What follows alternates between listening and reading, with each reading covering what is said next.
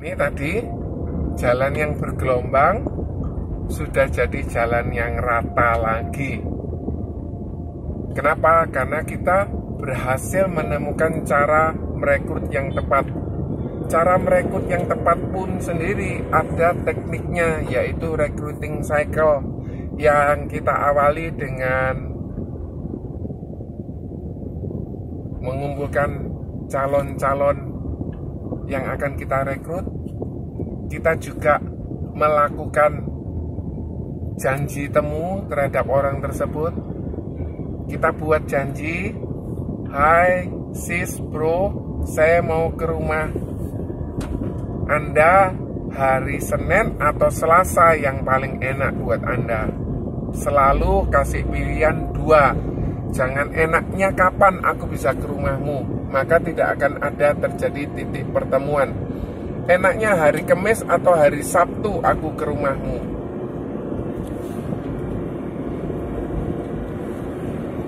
Dan setelah Anda lakukan hal itu, yang tidak boleh kita lupakan yaitu waktunya. Enak jam 10 atau jam 5 sore, jamnya gitu ya.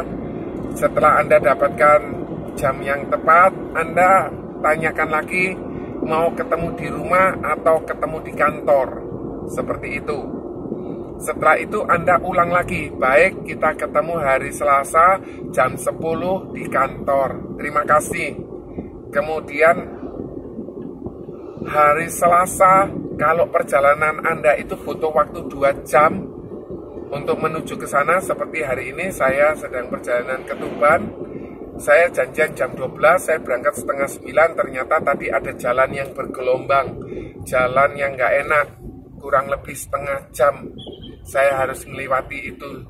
Dan akhirnya saya menemukan jalan yang rata kembali.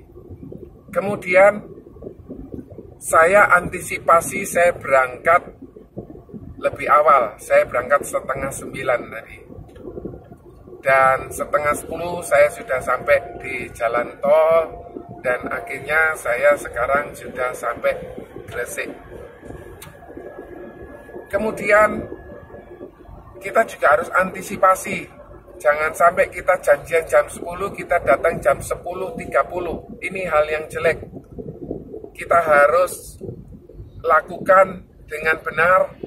Kalau bisa setengah jam sebelumnya, kalau bisa 15 menit sebelumnya Anda sudah bisa bertemu dengan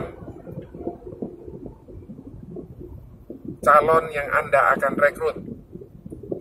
Nah, setelah Anda bertemu dengan calon yang Anda rekrut, jangan langsung cerita tentang bisnisnya dulu, tetapi lihat situasinya terlebih dahulu. Tanyakan apa kabarnya, gimana, sudah lama kita nggak ketemu, kita melakukan introduction atau ice breaking. Kalau memang kondisinya tidak enak, sebaiknya Anda tidak lakukan cerita bisnis ini lebih lanjut, tetapi Anda lakukan rescheduling. Kenapa? Hal yang baik harus diikuti dengan berita yang baik dan cara penyampaian yang baik dan waktu yang tepat. Kalau waktunya tidak tepat, maka apa yang kita sampaikan akan menjadi sia-sia.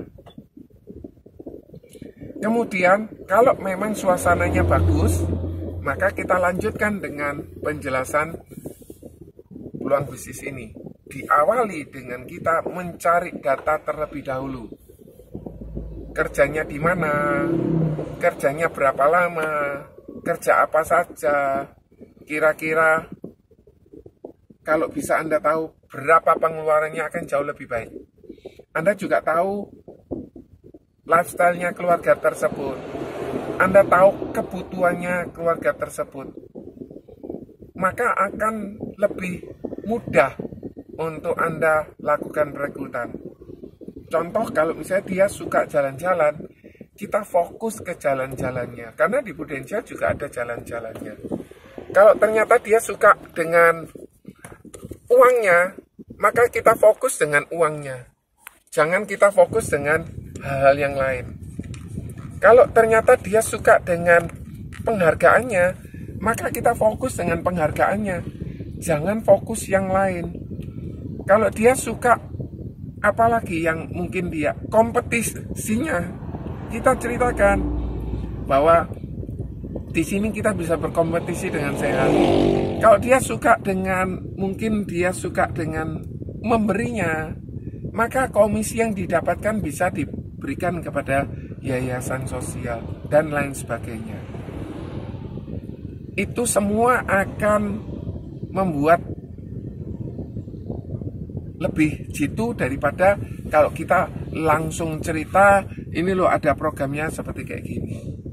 Karena setiap orang memiliki kebutuhan yang berbeda-beda, memiliki keinginan yang berbeda-beda. Nggak bisa kita samaratakan semua orang perlu uang. Kenapa? Karena belum tentu uang menjadi prioritas calon agent kita. Mungkin dia kepingin jalan-jalan gratis, meskipun dia orang kaya. Kalau dapat perjalanan gratis dia juga senang. Kemudian setelah kita lakukan pencarian data atau fact finding, maka kita ceritakan tentang peluang bisnis. Tentu saja untuk menceritakan harus yang menarik. Jadi kalau Anda ceritanya tidak menarik, maka Anda tidak akan dapatkan peluang closing itu tinggi. Yang kedua, beritanya harus akurat, sesuai dengan kebutuhannya orang tersebut. Hal yang lain yang tidak kalah penting, waktunya juga harus kita tahu. Jangan sampai kita ceritanya terlalu panjang, jangan juga terlalu pendek. Dan cara penyampaiannya juga kita harus dengan antusias. Jangan sampai kita cerita, ya inilah ada bisnisnya bagus buat kita. Nggak ada antusias. Kalau nggak ada antusias, apakah orang tertarik untuk ikut di bisnis kita? Rasanya kok tidak. Dan hal yang selanjutnya yang perlu kita pelajari setelah kita presentasi, dia mungkin tanya, loh nanti komisinya bagaimana? Kita ceritakan komisinya. Jadi pengetahuan produknya kita juga tidak boleh jelek. Pengetahuan recruitingnya kita juga tidak boleh jelek. Contoh, harus pakai rekening bank, harus pakai KTP, kalau dia punya NPWP, atau foto, dan lain sebagainya. Kemudian, hal yang lain yang kita juga perlu pertimbangkan ialah apa yang menjadi titik kendalanya orang tersebut yang kita namakan handling objection. Mungkin dia punya keberatan dengan bagaimana cara ngatur waktunya, bagaimana dengan pengaturan manajemennya dan lain sebagainya. Jadi hal yang perlu kita pelajari adalah kita melakukan sesuai dengan apa yang dibutuhkan orang tersebut. Guys, di kanan ini ada kecelakaan. Ini seringkali kita tidak bisa lepas dari sini. Seringkali terjadi kemacetan, tetapi kita harus melewati. Dan setelah Anda selesaikan handling objection-nya, contoh, misalnya seseorang itu kendala dengan waktu, kita aturkan waktunya dengan baik. Dia kendala dengan, apalagi, dia tidak punya handphone, kita aturkan dengan dia mungkin nyicil, atau mungkin kita pinjemi gadgetnya kita. Tentu saja kalau agent itu bisa dipercaya. Terus hal yang lain yang tidak kalah pentingnya, kita langsung siapkan dengan recruiting proposal tadi. Nah, kalau kita lakukan hal itu, maka perjalanan kita akan jadi lebih lancar. Tentang proposal, jangan lupa Anda siapkan gadget yang tentu saja dengan koneksi internet yang baik. Kalau koneksi internetnya nggak baik, mohon maaf, Anda akan juga mengalami kesulitan.